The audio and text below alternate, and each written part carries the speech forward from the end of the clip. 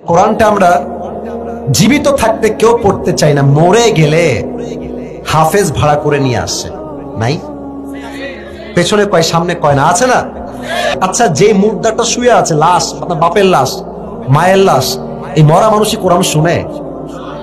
বোঝে না এটা ভাই। কোরআন কি শোনে? তো মুর্দারেও কোরআন শুনলো না, টাকাও লস, গুনাহ বরবাদ, গুনাহ আমলটাও বরবাদ, গুনাহ লাজেম। আপনার টাকাও লস, তেলাওয়াতও লস, জীবনটাই লস। যুবক ভাইরা, ঠিক কিনা বলো? মরা মানুষের জন্য কোরআনটা আসে নাই, আসছে আপনাদের জন্য, আমাদের জন্য। জীবিত অবস্থায় যে কোরআন পড়বে তার জীবনটাই তো সার্থক হবে, ঠিক কিনা বলে? আবার অনেকে ভাবে যে কোরআন খতম করলেই মনে হয় আমি সফল। ওই দেখবেন যে রোজার মাসের পরে হিসাব হয়, আরে আমার পুত্রবধূ 7 খতম, আমার বউ 20 খতম, আমার ছেলে 5 খতম, আর আপনি বলে আমি এমনি খতম, 10 খতম, 5 খতম। তো প্রিয় ভাইয়েরা, এটা খতমের জন্য আসে নাই, এটা আসছে বোঝার জন্য, এটা আসছে আমলের জন্য।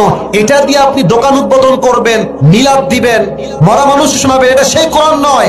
এই কোরআন দিয়ে গোটা বিশ্বে ইসলামের রাজ কায়েম করতে হবে। যুবক ভাইয়েরা, দিস ইজ দ্যাট কোরআন, এটাই হচ্ছে সেই কোরআন।